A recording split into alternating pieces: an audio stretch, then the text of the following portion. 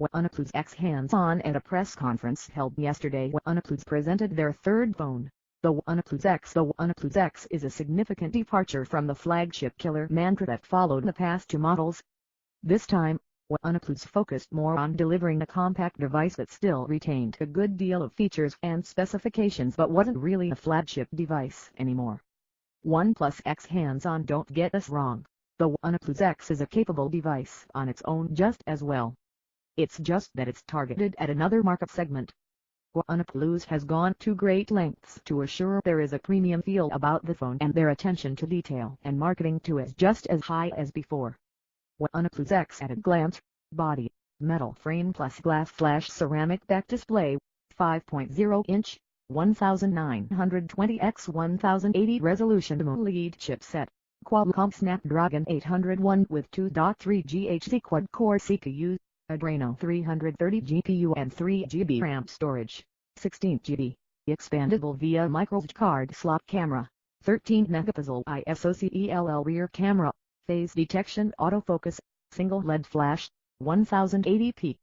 Video secondary, 8 megapixel connectivity, dual SIM, LTE, Wi-Fi 802 2.11 and Bluetooth 4.0, GPS, microSD battery, 2525 macOS, Oxygen OS 2.1.0 based on Android 5.1.1 Lollipop. OnePlus will be launching the OnePlus X in two variants.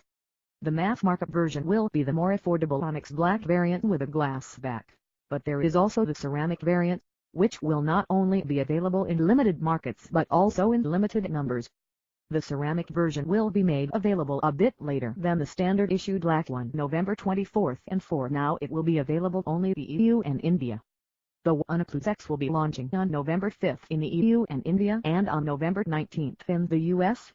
We enjoyed our short time with it, and here come our first impressions. Designed unlike the previous OnePlus devices where the focus was more or less solely on the specifications and performance, with the OnePlus X the company took a step back from creating the spec monster and focused more on the design. It's clear with the OnePlus X that the design is the biggest feature of the device. Unlike the OnePlus 1, which was entirely plastic, and the OnePlus 2, which was part metal and part plastic, the OnePlus X is a combination of both metal and glass, making it seem even more premium than both of its elder siblings. The frame of the device is made out of anodized aluminum with 17 micro cuts running along the edges. The cuts are fine and give the sides a separated finish, making them inherently grippy. The front and back on the Onyx version are made out of glass with curved edges that flow gently into the metal sides. On the ceramic version, the back is made out of ceramic, which is cast out of a zirconia mold and takes 25 days to make, which is why OnePlus will only be making 10,000 of these. The ceramic version has a high-gloss near-perfect mirror-like finish and even more pronounced angled edges. While the process behind it is fascinating and the material is significantly tougher than the glass used on the Onyx material, in reality it is often hard to tell the two models apart, especially in dimly lit indoor environments. This does make it somewhat harder to justify the additional cost of the ceramic version. It's extra $110/euros 100/pounds 69. The front of the device has the 5.0-inch display in the center. Above the display is the earpiece, front-facing camera, the sensors, and a tiny LED notification light at the top right. Below the display are three practically invisible home, back, and overview keys that aren't even backlit. On the right are the power and volume control buttons with a nice damped feel, tight tolerances, and no unnecessary play. On the left is the wonderful slider from the OnePlus 2 with 3 positions for the silent, priority notifications only, and all alerts modes. The slider has a grippy pattern like the one on the OnePlus 2 and it works great. On the top is the headphone jack and on the bottom are the microSD port, microphone, and a single loudspeaker. It would have been nice to see the USB Type-C connector from the OnePlus 2 on the OnePlus X as well. On the back, you find the 13 megapixel camera with single LED flash sitting flush with the back, giving it the perfectly flat appearance. The AMOLED displays quite frequently seem to have overdone color saturation and a certain tint, but OnePlus has done a decent job of calibrating the 5-inch display that it doesn't seem to suffer from those disadvantages. The display also gets quite bright, although we couldn't see how it looks under the Sunday viewing angles are decent and the 1080p resolution is more than adequate for a 5.0-inch display. Overall, nothing extraordinary, but for the price this is a pretty good screen. The overall design of the OnePlus X is impressive and the phone looks and feels premium. But more importantly, for some people, it no longer feels ungainly to use and the compact dimensions make it perfectly usable with one hand while maintaining a decent display size. This is easily one of the most premium looking and feeling phone in its price range, and feels even better than some of the more expensive phones built around a once popular chipset. The OnePlus X runs on a Qualcomm Snapdragon 801 chipset, with 3GB of LPDDR3 RAM and 16GB internal storage with microSD and USB OTG support. On paper, this might not seem exciting, but again, this isn't exactly a flagship device. The OnePlus X is actually quite impressive in terms of performance.